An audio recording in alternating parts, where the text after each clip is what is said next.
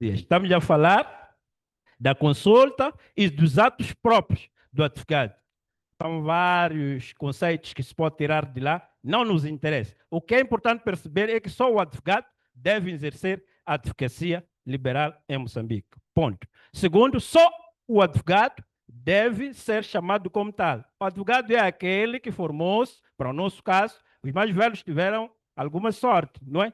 Nem precisaram formar-se em direito, alguns, e exerciam a advocacia lá, talvez, nos tempos. Agora tem que formar-se em licenciatura em Direito e depois disso fazer o estágio e conseguir o acesso à inscrição como advogado. É assim que será chamado de advogado. Como tal, nessa relação, ou nessa figura de advogados, não vivemos sozinhos e não estamos numa ilha.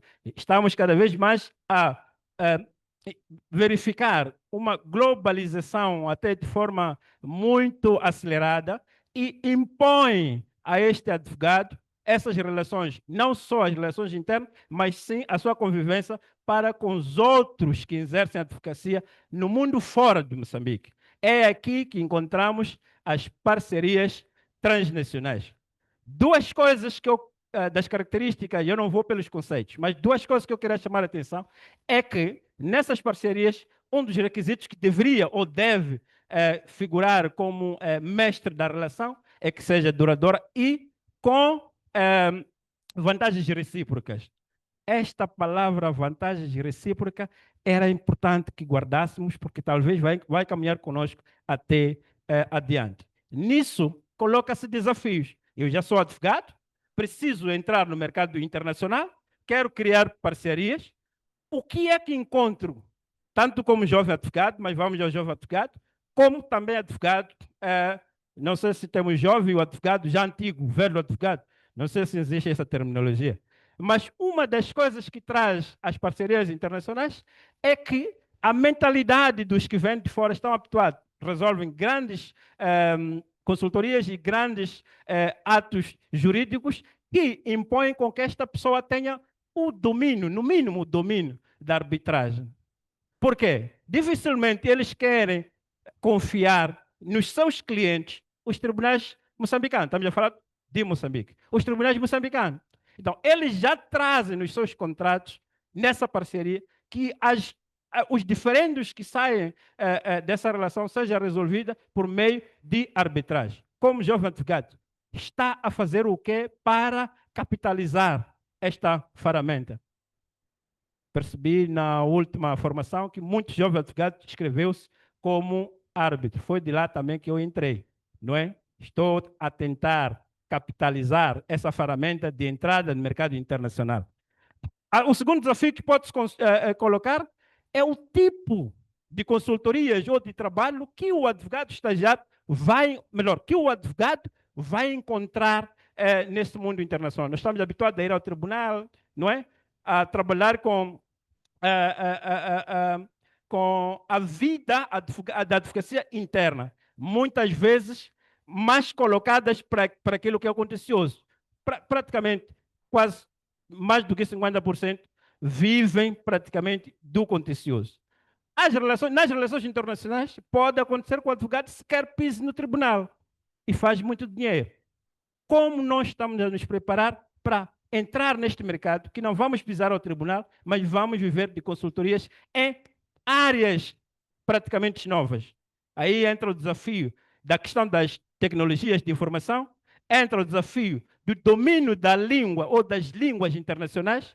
Não, dificilmente vamos encontrar um parceiro internacional que se vai querer relacionar consigo recorrendo à língua portuguesa. A língua portuguesa começa a ser curta nesse mercado.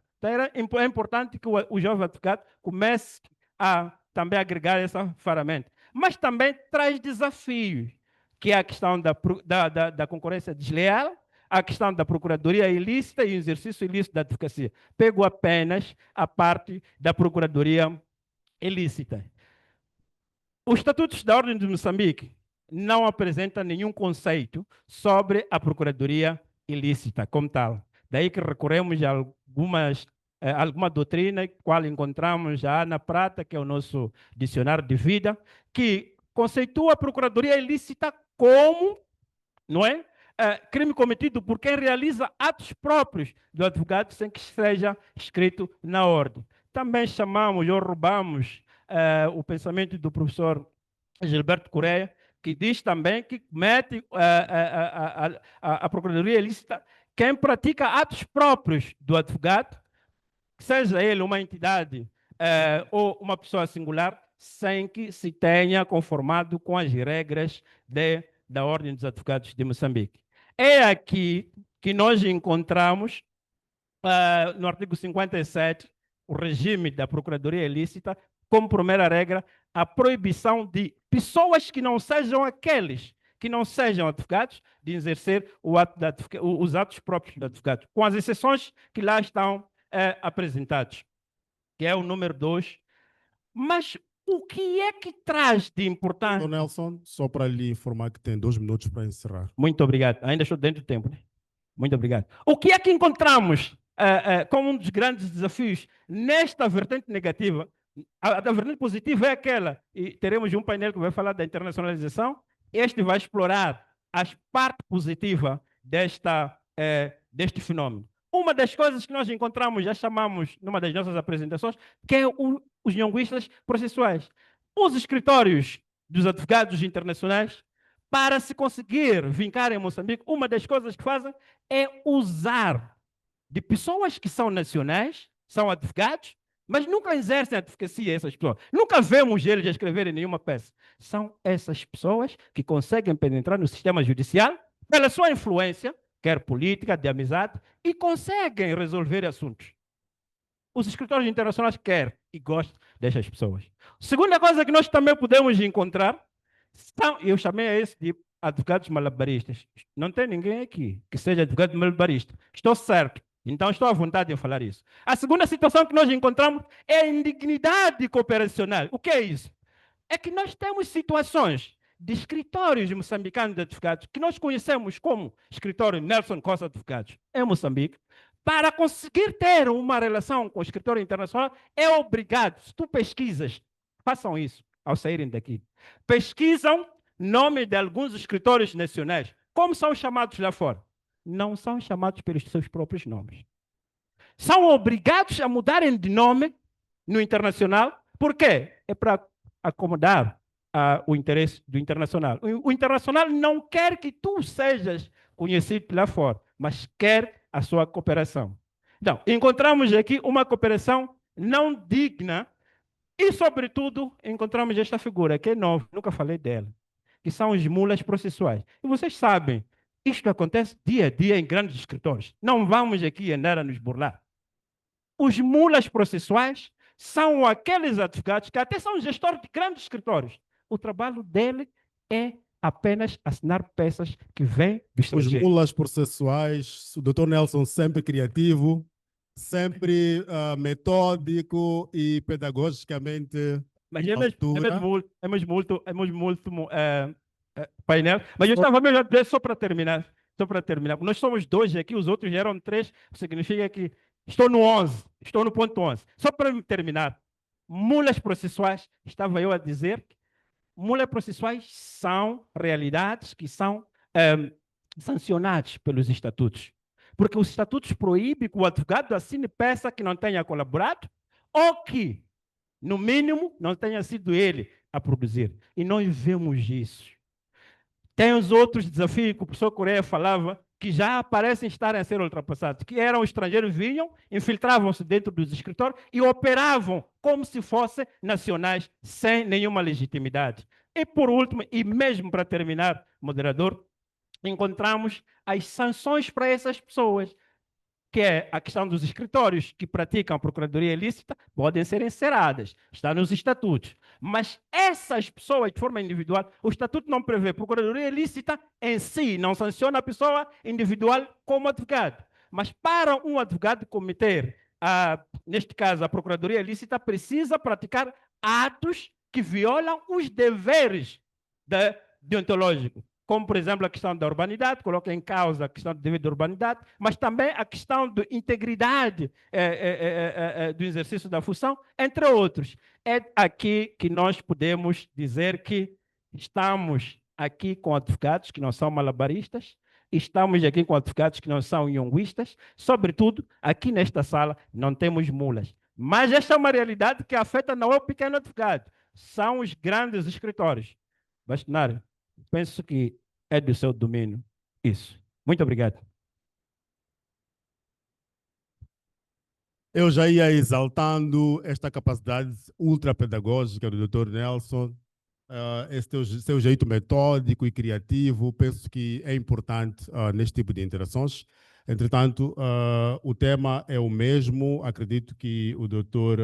Vítor da Fonseca vai complementar as abordagens que já foram aqui iniciadas, pelo que passo a palavra ao Dr. Vítor. Tem também 10 minutos. Vamos lhe dar 2 minutos de ponderação à semelhança do que fizemos com o Dr. Nelson. Boa tarde. Boa tarde. Certo, parece que já estamos firmes, já nos alimentamos e a capacidade existe. Portanto, primeiro quero agradecer a oportunidade que a Ordem deu para poder transmitir um pouco da experiência que eu tenho sobre a situação que nós vivemos a nível da Ordem Jurídica Moçambicana, quando nós falamos da Procuradoria Ilícita. Primeiro, agradecer também ao Bastonário por ter aceito as pessoas que organizaram este evento, que o Vítor pudesse dar um pouco daquilo que tem sobre a situação que vive e tem vivenciado a nível do nosso solo pátrio. Me será difícil, por vezes, falar diante das mentes brilhantes que estão aqui de reconhecido mérito, tanto dentro do nosso país e fora, mas tenho a maior sinceridade que provavelmente vou alcançar aquilo que pouco tenho para que possamos ter efetivamente aquilo que acontece no nosso país, diante dos decanos, meus bastonários e, acima de tudo, o meu professor Severino Nguenha, que deu-me filosofia de direito, que disse assim: todo aquele que das pessoas deve falar e deve ser ouvido. Eu não sei se vão me ouvir, mas neste momento espero que possamos nos entender quando falamos da Procuradoria Ilícita e parcerias internacionais. É aqui, né? Certo. Falando da Procuradoria Ilícita, naturalmente é falar de advogados que certamente intitula-se como advogado e no final do dia não são advogados. Essas pessoas costumam lhes classificar mercenários jurídicos, que naturalmente eles andam por aí à procura naturalmente de quem pode enganar para poder sobreviver e com que a sua panela possa ferver. Mas, acima de tudo, esses indivíduos são chamados naturalmente de mercenários. Existe também, por algum momento, alguns advogados profissionais encartados que enquadram-se nessa atividade da procuradoria ilícita quando criam manobras dilatórias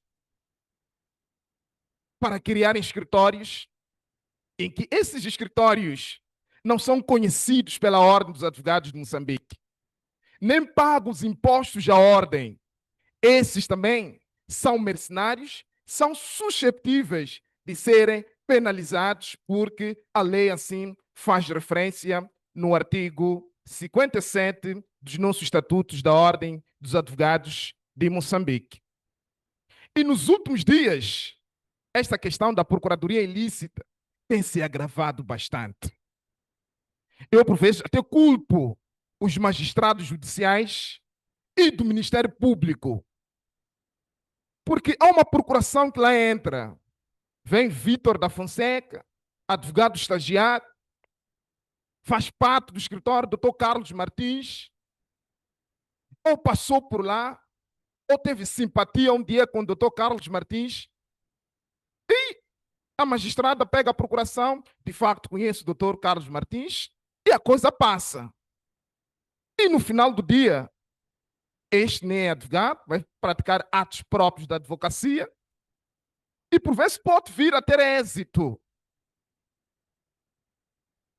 E vai passando, o nome do Carlos Martins está sendo usado. As coisas estão a acontecer. Portanto, e acima de tudo, esses mercenários têm vários ganhos e cobram bem. Nós assistimos isto quando estamos na SIC, na secção de instrução criminal. Às vezes o juiz nem se preocupa em querer saber se está na ordem, está no IPAS, e isto deixa passar. Há uma história que li um dia de um jovem que tenha ganho 22 processos e cobrou. A coisa passou. Mas há uma curiosidade de um dia que se levanta de um advogado. Este indivíduo foi meu colega, provavelmente da carteira. Nunca passou pela ordem, mas está lá.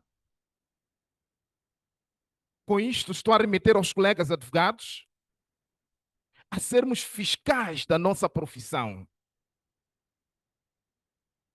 Temos o acesso à plataforma da ordem para podermos pesquisar se o Vítor efetivamente faz parte da ordem ou não. Mas há uma questão do fundo.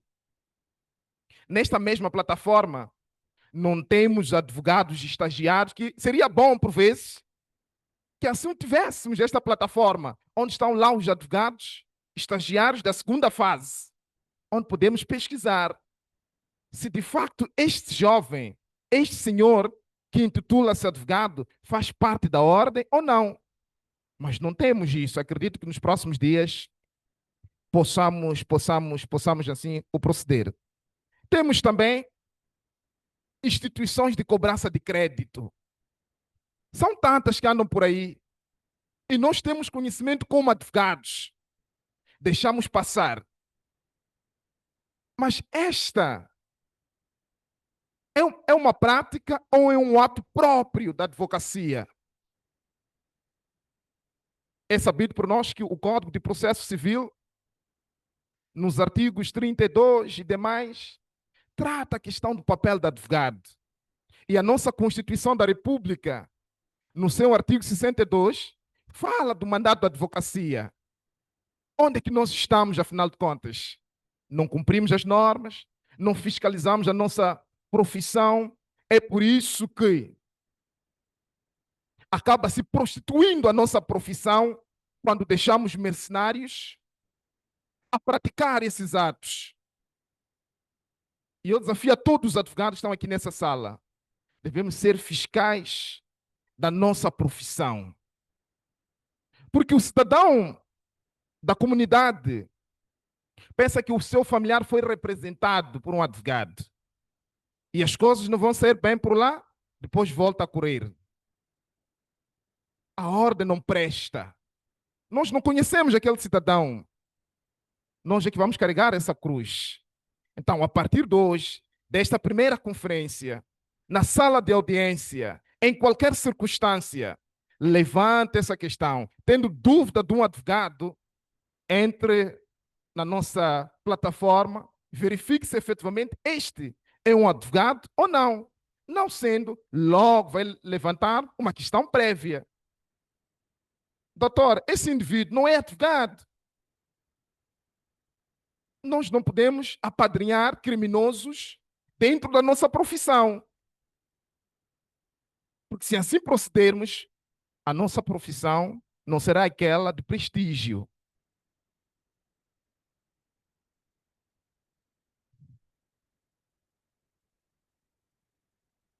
Ou seja, já havia feito referência dos artigos 32º e tudo mais diz. Temos a questão, os procuradores ilícitos, por vezes, não são baratos, meus caros. Cobram mais. Eles se informam ainda dos atos que nós praticamos. Eles vão fazendo, vão copiando, vai passando. E até acaba os magistrados dizerem que não, conhecemos esse doutor, passa por aqui, é deste tribunal, conhecemos, não temos dúvida. Afinal de contas, estamos a nos dar com criminosos. Ou seja, nós, advogados, temos que sensibilizar, comunicarmos sempre com os magistrados, as instituições de crédito, as conservatórias, porque esta é a nossa profissão, é desta profissão que nós devemos viver e ajudar ao povo moçambicano sobre as prerrogativas do advogado e, acima de tudo, por estarmos num Estado de direito democrático, segundo os termos do artigo 3º da nossa Constituição de Moçambique. E eu dizia que os advogados têm direito de requerer a intervenção da Ordem dos Advogados para a defesa dos seus direitos ou dos interesses legítimos da classe, nos termos do Estatuto.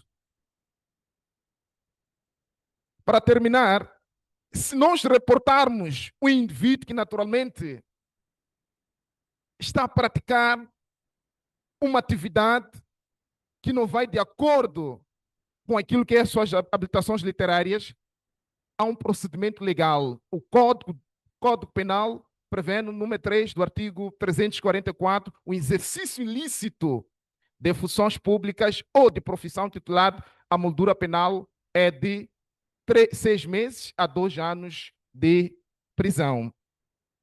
A minha sugestão, todos os advogados estagiários deveriam estar inscritos na plataforma digital para melhor controle.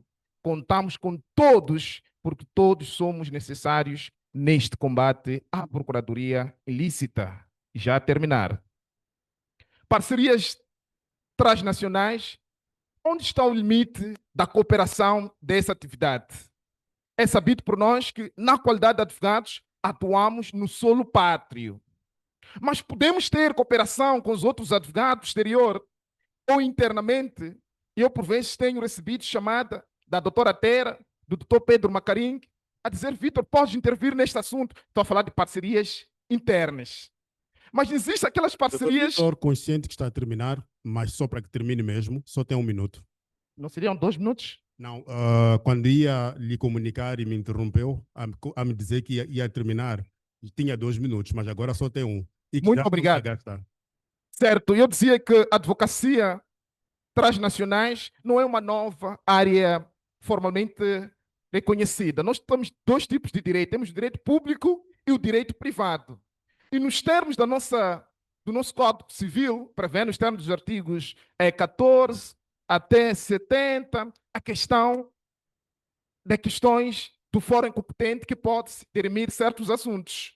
Então, estamos a dizer que é possível, sim, cooperar com outros escritórios, seja da África do Sul ou de uma outra parte do mundo. Por exemplo, eu, na qualidade de advogado, tenho tido parcerias com advogados da África do Sul.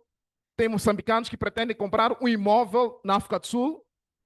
Eu tramito, tenho alguns e-mails, não posso mostrar como prova por questões de conflitos de interesse. Ainda pode me tirar o cliente aqui mesmo na sala, porque há nhonguistas aqui, conforme disse o doutor Muito bem, doutor Nelson. Vitor. Eu vou Então, pedir encarecidamente... para terminar, deixo essa mensagem. O meu povo perece por falta de conhecimento. Então, vamos estudar, caros colegas, e, acima de tudo, prepararmos o nosso idioma para podermos interagir com o mundo fora. Muito obrigado.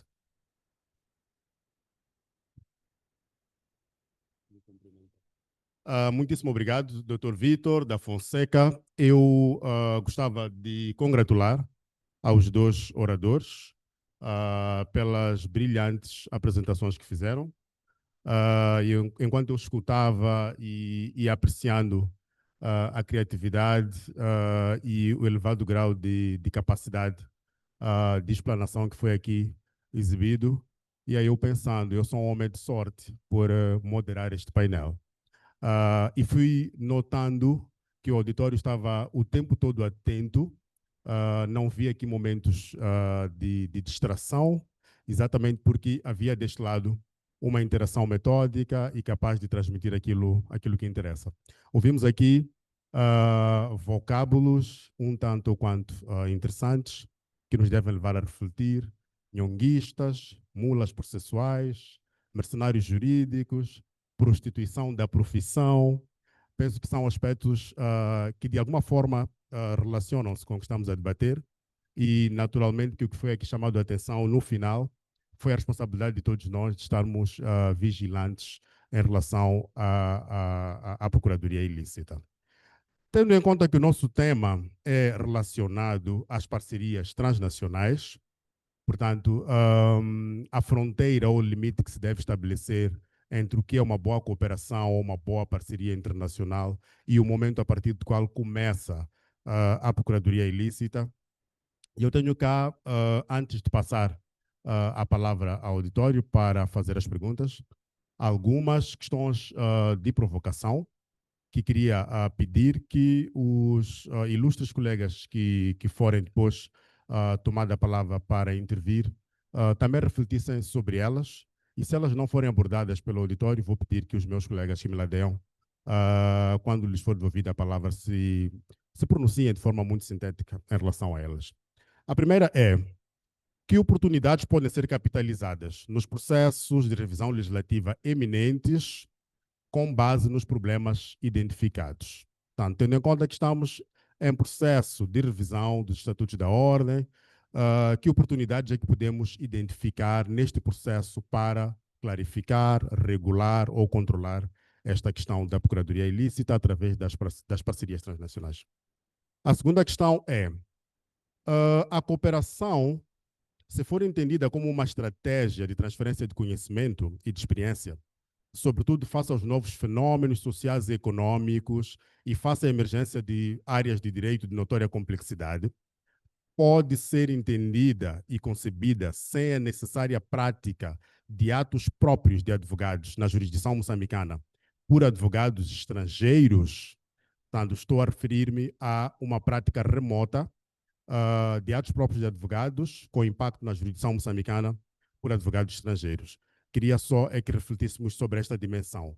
Se nós alegamos que as parcerias visam transferir conhecimento, transferir know-how, experiência e etc., é imprescindível que o advogado, nosso parceiro lá de fora, pratique atos próprios de advogados com impacto cá, ou existe uma forma de fazermos isso sem necessariamente roçarmos a fronteira entre a procuradoria ilícita e tal cooperação? A última, que é interrelacionada a esta penúltima, é como abordar esta questão no contexto das tecnologias de informação e comunicação. Como é que podemos pensar numa forma de controlar esta intervenção ou esta prática de atos próprios de advogado, porque está distante. Se pode trabalhar lá, enviar, ou se pode trabalhar a partir de lá, pode reunir-se com clientes cá e por aí em diante. Portanto, queria pedir que também tivéssemos em conta estas perguntas de provocação quando nos formos pronunciar. Vou então passar a palavra ao auditório para que contribua e a pedir que, se houverem mãos de mulheres, privilegiássemos a elas, uma vez que o nosso painel não está equilibrado nesse aspecto e esta conferência é também de exaltação da mulher advogada. E, posteriormente a estas, poderemos passar aos gentlemen que também pedirem a palavra. Obrigado.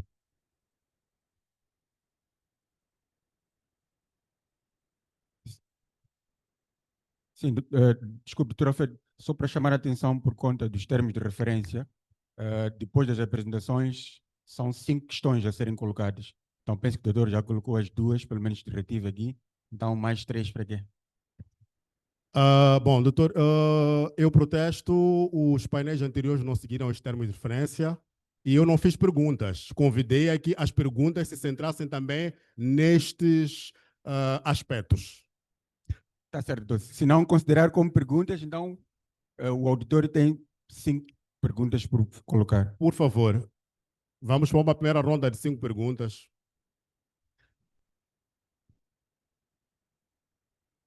Muito boa tarde a todos. Vou congratular, em primeiro lugar, o painel pelos aspectos que colocou na mesa. Falar das cooperações ou das parcerias internacionais, eu acho que é imprescindível não discutirmos este tema e, acima de tudo, não nos aproveitarmos das parcerias internacionais. Eu acho que as parcerias internacionais são benéficas a partir do momento em que há transmissão de conhecimento dos parceiros internacionais, que em muitos dos casos participam em transações complexas, são mais experimentados nessas matérias. Há campos de direito que para nós ainda são desconhecidos, mas por conta do investimento que é feito em Moçambique, exige a integração desses institutos. Então, a parceria internacional, do meu ponto de vista, é benéfica relativamente a estes aspectos.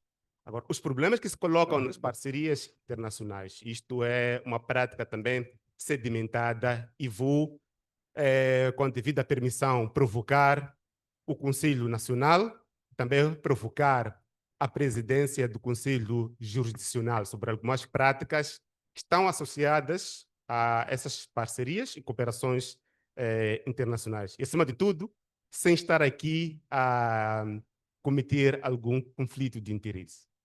A minha questão, tanto para o painel, assim para os dois órgãos aqui mencionados e os respectivos titulares. Como é que deve ser feita esta parceria entre o advogado nacional e o advogado sediado na outra jurisdição? Cooperação e a transmissão de conhecimento. O que é? É a participação numa reunião para discussão do Instituto Jurídico? E se o advogado ou parceiro participar na redação de um contrato que tenha impacto na jurisdição moçambicana, participa na elaboração de uma peça processual, pese embora não assine esta peça processual, estaríamos numa situação de conflito de interesse? O que é esta transmissão de conhecimento quando se trata de cooperação internacional? E uma questão também provocativa para os dois órgãos. Doutor Absalão já fez 3 perguntas. Cuidado de esgotar as 5 todas só consigo. São Vou considerar as 3 uma provocações. só. E vai fazer só mais uma. Doutor Alfredo, muito obrigado.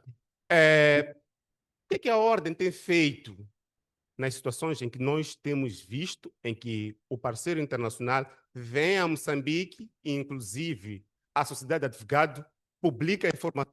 Foi celebrado um contrato e com a intervenção daquele parceiro internacional que sequer está inscrito em Moçambique como advogado. Qual tem sido o papel da Ordem dos Advogados? Qual tem sido a atuação da Ordem dos Advogados para aqueles advogados que são também os ditos parceiros internacionais, que constam das equipas das sociedades moçambicanas constituídas em Moçambique? Isto é ou não procuradoria ilícita? Muito obrigado. Muito obrigado, doutor Nurdini.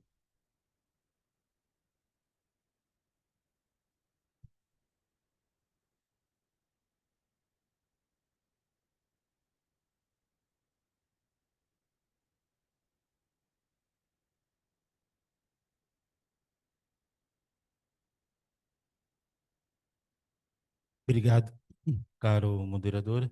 Cumprimentar igualmente o painel, e as minhas questões são transversais para ambos os painelistas, visto que abordaram o tema de forma transversal. Eu vou me assegurar ao tema deste painel, que é a Procuradoria Ilícita e parcerias transnacionais. Onde está o limite da cooperação e da ética? Devo confessar que não consegui ter a resposta da pergunta que foi colocada no próprio tema do painel, e com isto farei mais algumas perguntas. Já percebemos qual é o benefício das parcerias internacionais, desde a transferência de conhecimento, know-how e por aí em diante. Esse é um dado adquirido e foram todos unânimes nesse aspecto. A minha questão é, há aqui, nesta dualidade entre a procuradoria ilícita e a cooperação transnacional, há aqui um limite cinzento. Então, a questão que eu ia colocar é, em que momento é que esta cooperação internacional resvala para a ilicitude, onde saímos de algo lícito para o ilícito? Então, em que momento isto se verifica ou pode se verificar? É, na verdade, isto que o tema do próprio painel vem cá sugerir. Segundo, que é uma questão, na nossa advocacia contemporânea, será que temos que escolher entre a cooperação transnacional versus proteção da ética profissional? Temos que escolher algum destes critérios? Ou qual é o posicionamento para a nossa advocacia hoje relativamente à cooperação transnacional e proteção da ética profissional? Ou talvez tenhamos que conciliar, e se sim, como? É isto que gostaria de perceber. E segundo, como é que podemos preservar a ética profissional e, ao mesmo tempo, fomentar a cooperação internacional ao mesmo tempo. São essas questões que eu gostaria de ter clarificação e é transversal para ambos os painelistas. Obrigado. Muitíssimo obrigado, doutor Nordino. Doutor Bertino. Muito obrigado, caro moderador. Começaria por saudar pela apresentação, que naturalmente, nós, enquanto membros do Conselho Jurisdicional, temos muito interesse.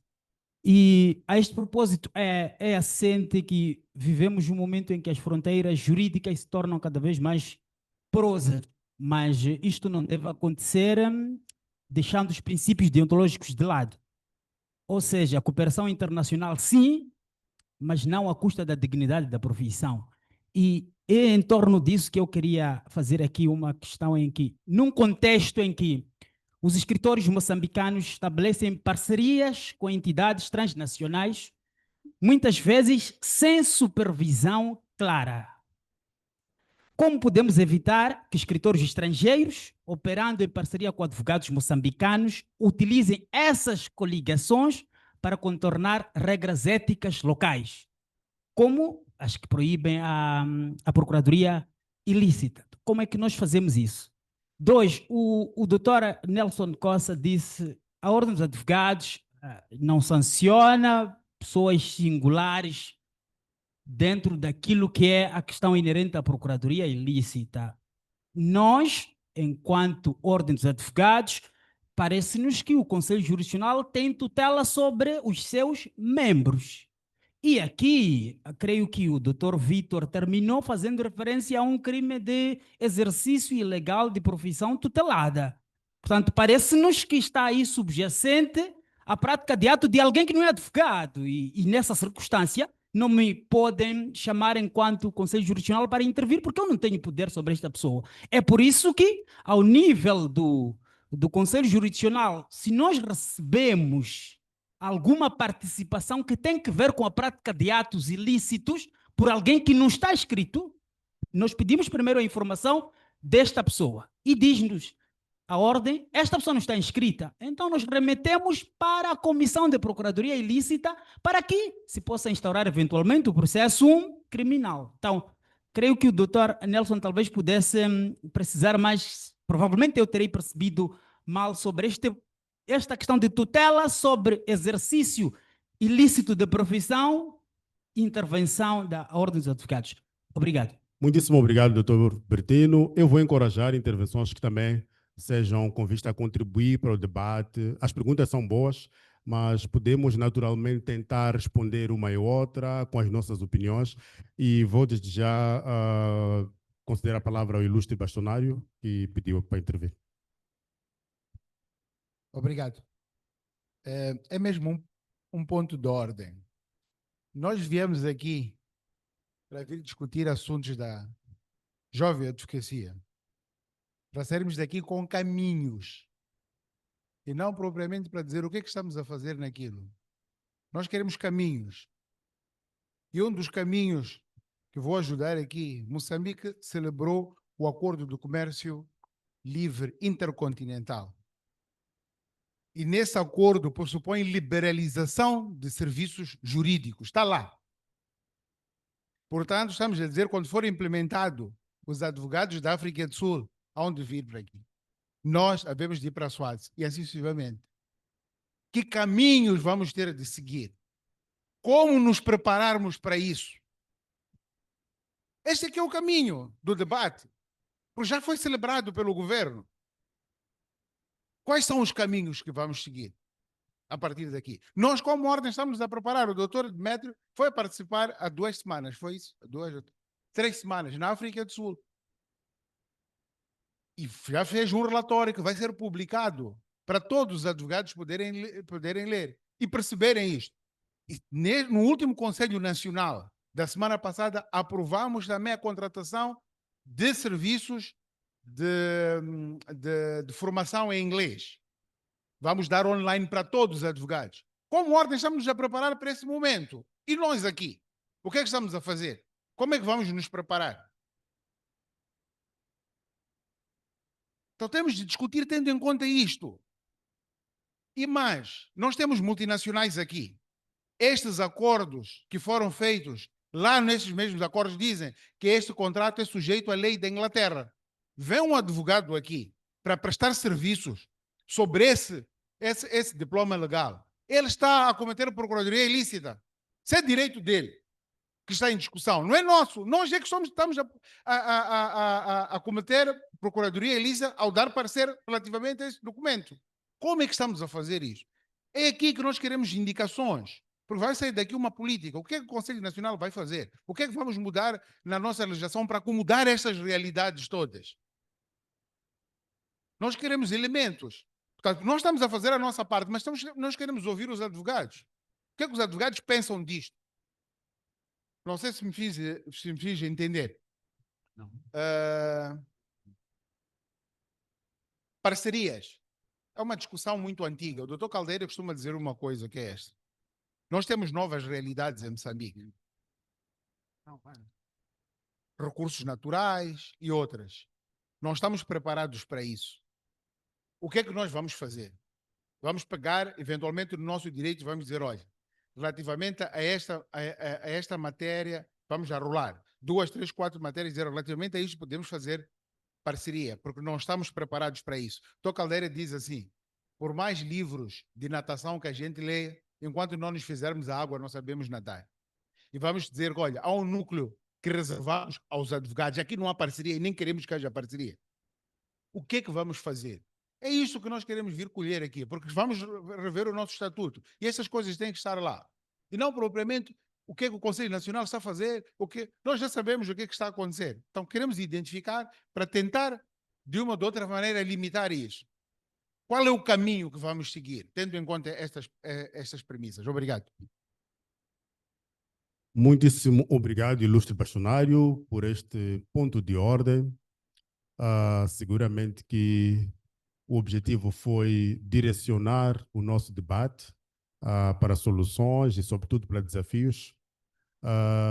Vamos conceder a oportunidade de intervir a mais 3 colegas do auditório, por uma questão de gestão de tempo. Depois destes, voltamos a dar a palavra aos oradores e, posteriormente a estes, vamos encerrar. Doutor Filipe. Sim, boa tarde. Eu queria... Peço desculpas, mas recebi aqui uma orientação nova. Queria pedir ao doutor Filipe para falar de pé e identificar-se, dizendo o seu nome e a profissão que exerce. Cumprindo a ordem que me foi dada, Filipe Citói, advogado, um bocadinho velho. Eu queria transmitir a experiência da nossa, passado, da Comissão da Procuradoria Ilícita. Quando começamos, estávamos numa altura em que o Estatuto da Ordem foi aprovado, ou estava em vias de ser aprovado na Assembleia da República, e a discussão era duas. Se queríamos advogados estrangeiros a exercer a advocacia em Moçambique, principalmente portugueses. Primeiro. Segundo, se queríamos advogados funcionários públicos. Depois constituiu-se uma comissão de procuradoria, fechámos alguns escritórios, abrimos alguns processos de crimes. E isto foi naquela altura. Passado alguns anos, a realidade da indústria extrativa levou a uma evidência, que é a falta de especialização na nossa profissão e a necessidade de especialistas, especialistas em algumas matérias que o país não tinha. O primeiro violador era o próprio Estado. O Estado ia contratar Peterson, não sei quantos, na África do Sul e em Londres, e a ordem reagia, notificando ao governo que estava a violar a lei, mas o governo dizia, bom, aqui dentro vocês não sabem este game, e nós precisamos de continuar com a Anadarko, a fazer as explorações na bacia de Rovuma, com a N, e precisamos disto. E o desafio que eu lançava na altura do plano estratégico da ordem, é o que é que nós temos que alterar nos nossos estatutos hoje. E primeiro. Segundo, se as exigências e proibições do século XX dos nossos estatutos ainda são atuais ou não no século XXI. No século XXI. E quais são os aspectos a mudar? Há coisas que mudaram, como proibição da cota lites. Nós também fazemos parte da SADC e fazemos parte da Commonwealth. Como fazer isso? Na Comissão do Código de Processo Civil, já estamos a colocar utilização de precedente judicial como proposta de alteração ao Código de Processo Civil. E não somos loucos. Nós sabemos que estamos numa região da Common Law. Então, nos nossos estatutos, vamos alterar o quê? Vamos manter proibição de cota lites. Todo gajo cobra essa cena, né? 10, 15%. Vamos continuar isso no século XXI? Vamos continuar a proibir parcerias? Vamos continuar a fingir que aqueles nossos colegas que estão no Hotel Polana a fazer os documentos em inglês e o pessoal a assinar? Essa é que é a realidade. Vamos continuar a proibir ou permitir? Vamos aprender ou não, como dizia o doutor Absalão? Portanto, colegas, o que eu quero sugerir depois disto, e o Conselho Nacional, organizarmos este tipo de coisas numa outra província para discutir estatutos da ordem. O que é que queremos alterar lá? Estou a pedir, como presidente da Assembleia, estou a pedir que participem com esta multidão, mais aqueles na virtual, e vamos discutir o que nós queremos. Não vamos alterar todo o estatuto, vamos alterar aquilo que afeta no século XXI o exercício da nossa profissão. Há colegas que não querem ir ao tribunal, há colegas in-house, há colegas que só querem saber de fiscal, há colegas que acham que um advogado que estagiário com menos de 3 anos não devia pleitear no Tribunal Superior de Recurso, e há colegas que acham que nós temos que nos ajustar à realidade.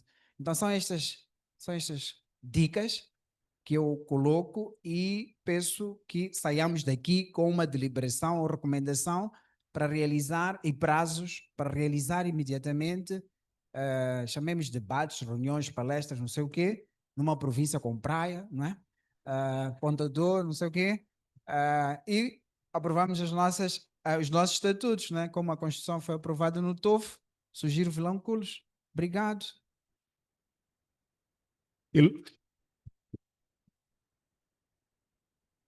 Ilustre doutor Felipe, muitíssimo obrigado.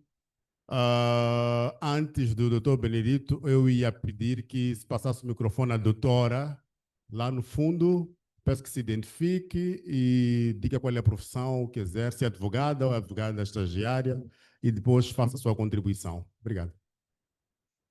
Saudações aos caros colegas aqui presentes. Eu sou advogada, Estrela dos Santos. Diante do tema ora explanado acerca da procuradoria ilícita, tenho alguns pontos de sugestão para a ordem dos advogados, porque já me deparei com certas situações acerca disso. Nós sabemos que na primeira fase, logo que os trabalhadores se deparam com uma questão com o seu empregador, eles procuram ir diretamente à mediação. Então, a sugestão é mesmo de vigilância sobre quem vem representar o empregador na mediação. Eu acabei discutindo questões de lei com recursos humanos, até chegar ao ponto de dizer que não estás capacitada para tratar desses assuntos comigo. E se continuares, estarás a cometer o crime de procuradoria ilícita. E tratava-se aí de um estrangeiro, um chinês, estando recursos humanos a tratar de um assunto em nome de um chinês, sendo que não era advogado, traria consequências na esfera patrimonial do chinês. Daí que foi uma situação que eu me deparei que os recursos humanos estão a tentar criar estratégias para ter valores monetários, entrando em uma relação com os chineses ou os outros estrangeiros, considerando eles capazes de resolver atos próprios da advocacia, atuando também nas instituições públicas. Então, uma das recomendações é haver uma alerta nessas instituições. Quem age e em nome de quem? Qual é o documento que traz, que te capacita para poder agir desta forma? Muito obrigada. Muitíssimo obrigado, doutora. Vou, por fim, conceder a palavra ao doutor Benedito Cossa.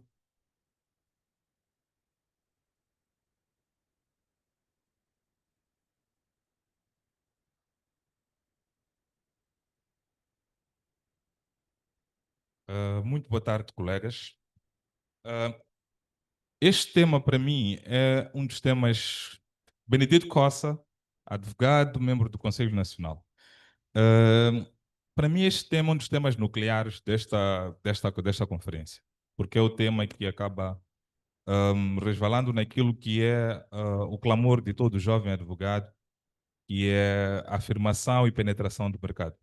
Portanto, temos a tendência de olhar para este tema como o divisor de águas entre aquilo que é a pretensão da jovem advocacia e a pretensão dos grandes escritórios de advogados. Quando estivemos a discutir a última revisão do estatuto, que chegou a uma Assembleia Geral, a proposta chumbou exatamente neste artigo das parcerias, da advocacia por estrangeiros. Por quê? Porque entendeu-se na altura que era um interesse apenas de um punhado de escritórios e queriam puxar a advocacia, principalmente a jovem advocacia, que num segundo momento, naquele período, estava a reclamar o seu espaço e íamos questionando nas assembleias e acabou não passando. Na verdade, o estatuto morreu ali mesmo. Aquela proposta morreu ali e nunca mais voltou-se a rebuscar. Os membros da comissão zangaram-se com a jovem advocacia naquela altura e ficou por aí. Mas, colegas, este nosso debate tinha que ter um centro gravitacional que está na Lei das Sociedades de Advogados. Portanto, se a gente vai ver o artigo 42 sobre relações com sociedades de advogados estrangeiras, os atos permitidos dentro da parceria estão todos virados numa lógica de penetração do mercado, partilha de conhecimento e crescimento mútuo mais profissional. Nenhum dos atos que é permitido praticar dentro das parcerias permite a prática de atos próprios da advocacia no território nacional por quem não esteja registrado na ordem e, como tal, sujeito à disciplina da ordem. Isto é muito importante tomarmos conhecimento. Qualquer coisa fora deste núcleo gravitacional aparece em violação da lei. Agora, como é que nós vamos fazer? Porque aqui nós também temos que perceber que não podemos colocar só a parceria como má ou boa. A parceria não é geneticamente má ou boa. O que é mau ou bom é a forma como nós implementamos as parcerias. E se nós queremos, de facto, sair deste discurso vitimista, que sempre dizemos que precisamos das parcerias porque há áreas que nós não dominamos, quando é que vamos dominar? Como é que vamos dominar? Como disse o bastonário, por mais que leamos os livros de natação, se não saltarmos a água, não saberemos. Para mim, o que nós devemos fazer para sair deste ciclo vicioso de reclamar de que precisamos das parcerias porque não temos experiência, é definir critérios de interação claros e métricas de como vamos avaliar a efetividade dessas parcerias. As parcerias devem poder gerar, a médio prazo, efeito multiplicador no conhecimento. Seja sintético. Pediu para que eu contribuísse para o debate. Sim, contribua, doutor, mas peço que seja sintético. Tudo bem. Eu vou pedir para ser... Por isso eu vou lhe pedir só mais um minuto. Da próxima vez eu vou pedir para ser orador também. Quando chegar aqui, prontos, vai ser o seu privilégio cortar os outros. Agora eu corto assim. Moderador, orador mesmo. Obrigado. Não, mas eu dizia que nós temos que ter... Porque a regra já está, já é possível ter parcerias. Mas como é que nós avaliamos a efetividade dessas parcerias? Como é que garantimos que essas parcerias efetivamente contribuem para a formação do advogado moçambicano e deixam cá conhecimento e não nos atrelem indefinidamente a elas de uma forma de dependência de conhecimento? Porque o que nós queremos é amanhã podermos ter advogados moçambicanos que estiveram dentro de um escritório que tem uma parceria especializado em leis em contratos de padrão LMA, especializado em matérias sofisticadas de oil and gas ou de outros recursos naturais, para que não continuemos a chorar que precisamos depender da parceria para agregar conhecimento que não temos. Porque em 15 ou mais anos de parcerias, quantos advogados moçambicanos tornaram-se especialistas a ponto de pretermos os advogados estrangeiros? Obrigado. Muitíssimo obrigado, doutor Benedito. Eu havia anunciado que essa era a última intervenção. Entretanto, o doutor Alberto Marquesa reclama que desde o primeiro painel que levanta a mão e não lhe é concedida a palavra. E como eu ainda tenho tempo, estou aqui de completar a minha 1 hora, vou concedê-lo a palavra. Doutor Marquesa, tenha bondade. Boa tarde a todos. Por acaso ia mesmo reclamar, porque desde manhã estou a tentar intervir e não conseguia, talvez por estarmos muito atrás, e vou pedir o pessoal do protocolo para poder acompanhar os que estão a pedir aqui desse lado. Primeiro, felicitar o painel.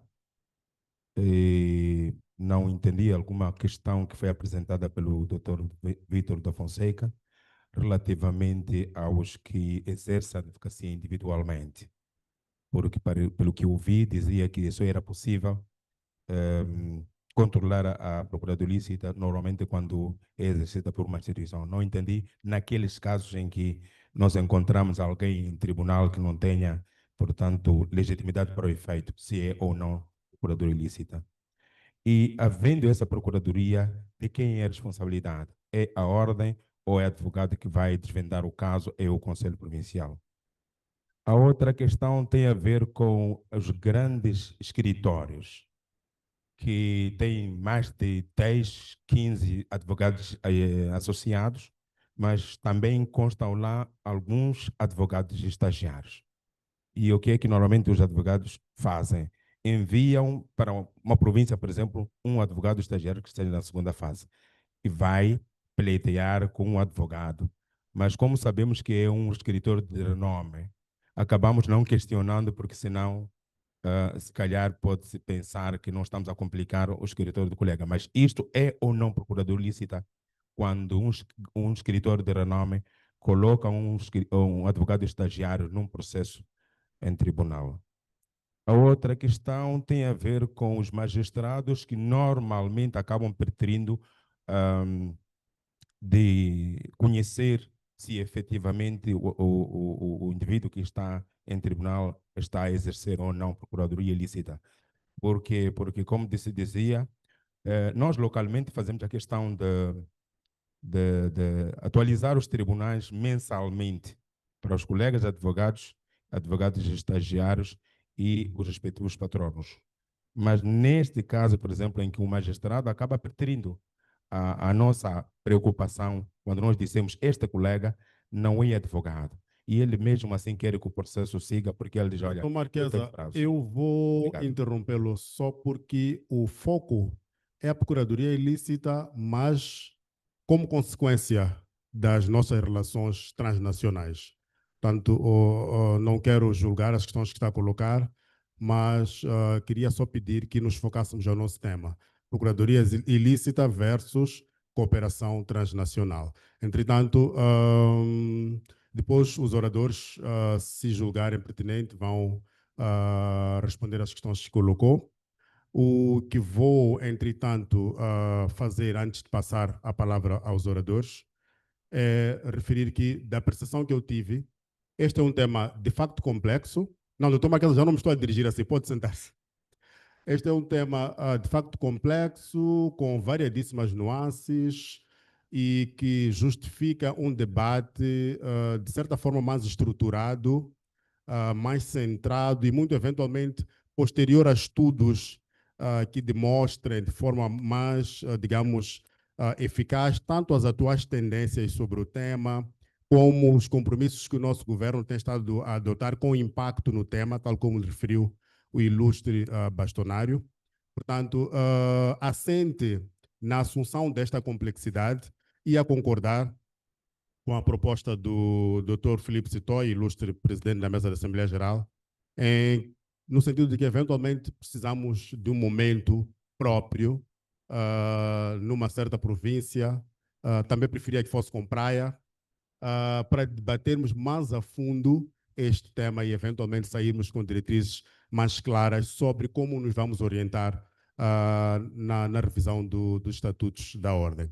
Vou, entretanto, passar a palavra aos oradores, com a assunção clara de que não espero que procurem responder todas as perguntas que foram aqui levantadas, porque, como se disse, algumas só podem ser respondidas depois de um debate mais aprofundado. Portanto, se tiverem alguma coisa que proativamente entendam que querem tecer para agregar valor ao debate, dou a cada um 3 minutos, a começar pelo Dr. Vítor da Fonseca.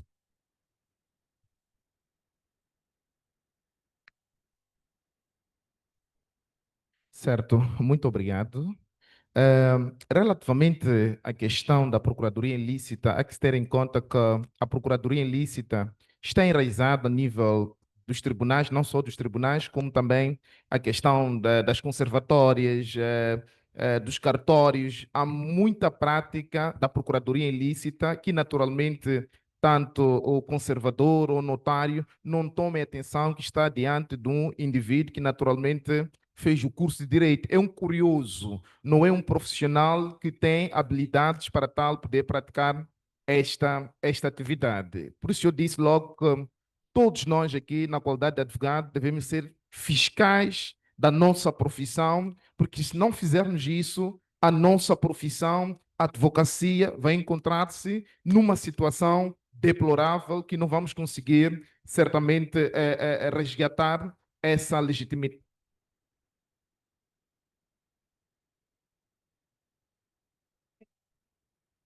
Como advogados, portanto,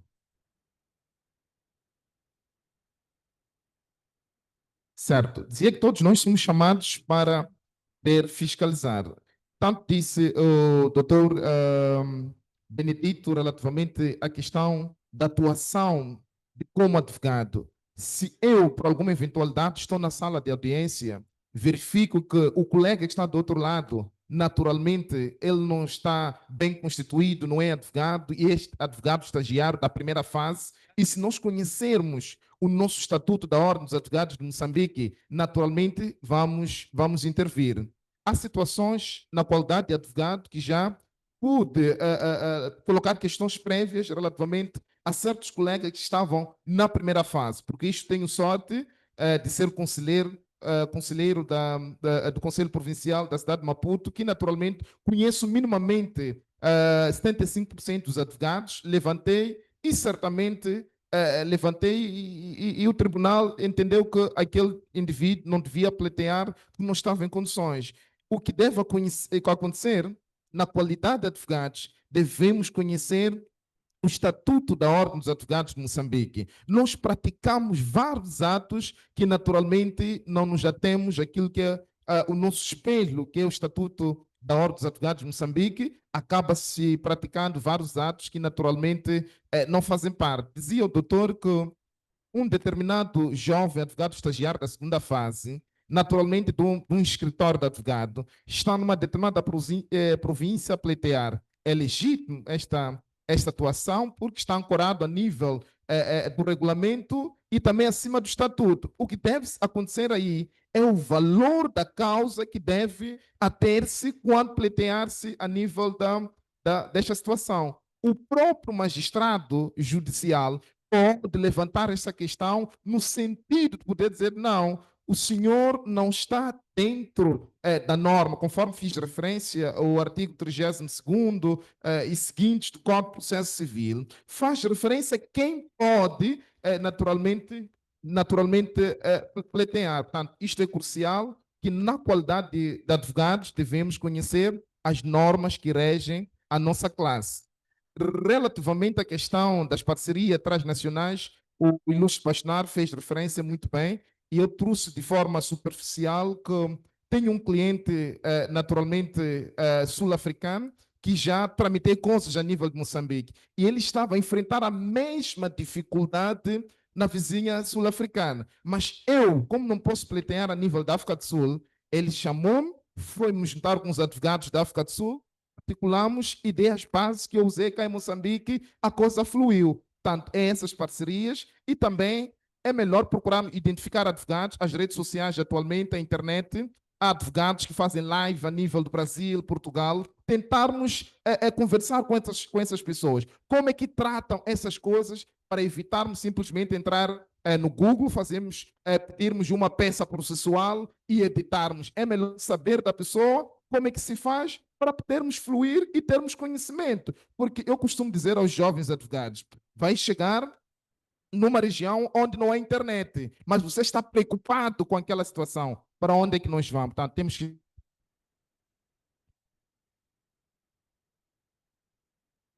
Muito obrigado, doutor Vitor. Vou passar para a mesma oportunidade a palavra ao doutor Nelson. Muito obrigado. Algumas questões aqui são muito conectadas e tem uma única resposta. As questões levantadas pelo doutor Nordino, que tem que ver com a questão de limite entre ética. Sim? Ouvi um corte aqui. Então, estava a dizer que tem que ver com a questão do limite entre a ética e a cooperação transnacional, como também as questões levantadas que tinha que ver com a questão da redação dos contratos. Meus amigos, uma coisa é certa. Neste momento, pensar depois que é para questões de revisão dos estatutos é outra coisa. Neste momento, não tem condições de não se falar de procuradoria ilícita quando temos advogados estrangeiros a praticarem atos de advocacias em Moçambique. Ponto. A questão da limite, da ética, tudo quanto deve ser parceria, Dr. Nordin, não pode colocar em causa os estatutos. A partir do momento que a sua parceria, neste momento, coloca em causa os estatutos da Ordem dos Moçambique, da Ordem dos Advogados de Moçambique, essa parceria é absolutamente contra aquilo que é a ética. Então, a nossa ética está dentro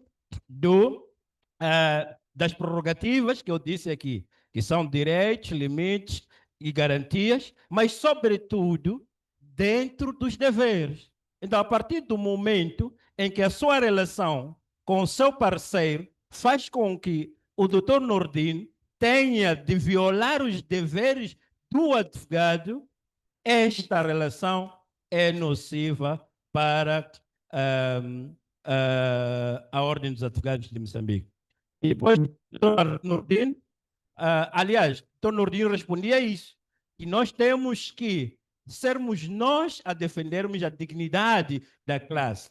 A partir do momento que nós achamos que pode-se abrir brechas para acomodar estas situações de violação dos estatutos, já não estamos a falar de dignidade da classe. Não podemos estar a querer as duas coisas ao mesmo tempo. Ou queremos sermos dignos ou somos indignos. E é assim que somos tratados lá fora. Doutor Bertino falava da não ter compreendido, penso que não tenha compreendido, não sei se está, não é de compreender de novo. Dizia ele que, não, eu teria dito que não há sanções para individuais por prática da procuradoria ilícita. Não é bem assim, é como fosse assim. O que nós estamos a dizer que quando se fala de procuradoria ilícita como tal, do ponto de vista de previsão de sanção, incide sobre os escritórios. E a sanção é encerramento daqueles escritórios. Diz-se lá na norma que os gestores e as pessoas ligadas a este escritório que praticam o ato da advocacia vai fazer com que este escritório encerre. Esta é a norma. Não temos uma norma que diz alguém pratica procuradoria ilícita fazendo isto, isto e isto.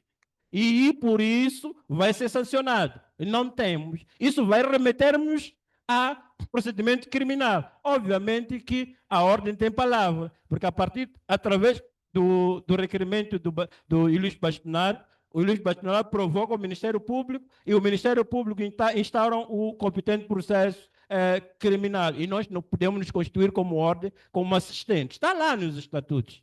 Agora, o que é que acontece? Para essa pessoa que é advogado cometer atos que levam a situações de procuradoria ilícita, antes tem de violar deveres deontológicos. E eu dei exemplo da questão do dever da urbanidade, dei exemplo da questão da integridade da classe, dei outros exemplos. Esses exemplos fazem com que essa pessoa seja sancionada por violação de outros deveres, por ter praticado atos que levaram a ilícita. Doutor Nelson, já esgotou o seu fundo de tempo e eu queria,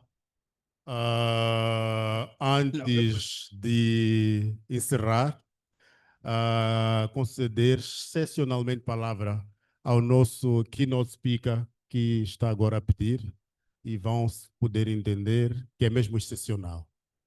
Obrigado por essa excepcionalidade. Né? Mas eu só vou dizer o que, assim, para um auditor externo das questões intrínsecas aos advogados e aos direitos, a discussão de agora suscitou. O Bastonário disse há um momento que os contratos, os grandes contratos que nós assinamos, obedecem a um direito não nosso, mas ao direito anglo-saxónico. Isto me levanta uma questão de fundo. Tem que ser assim? ou é assim pela fraqueza e da nossa incapacidade de contratar nos termos que nos são próprios, dado que os recursos são nossos? Esta é a primeira questão. Se é assim e tem que ser assim, o que é que temos que fazer no ensino de direito aos nossos futuros advogados para dar-lhes os instrumentos necessários para interagirem com a parte oposta que temos em frente? Aquilo que eu podia apreender ou depreender da discussão que foi feita e suscita a minha interrogação é isto. Era simplesmente isto que eu queria dizer. Eu agradeço pelas questões que foram feitas e estas têm um sabor particular por serem feitas por alguém que é estranho a nós e que mostra a legitimidade destes debates, não só em nosso próprio benefício, mas também em benefício da sociedade moçambicana em geral. Eu não vou conceder palavra a Lúcio Bastonar para responder, na convicção de que, por se tratar de um debate de facto contínuo e teremos oportunidades subsequentes a esta, o nosso keynote speaker está rodeado de muitos advogados e poderá naturalmente aprender aquilo que anseia nestas mesmas oportunidades. Queria agora encerrar e pedir uma salva de palmas aos oradores e, simultaneamente, convidar o ilustre bastonário. Nós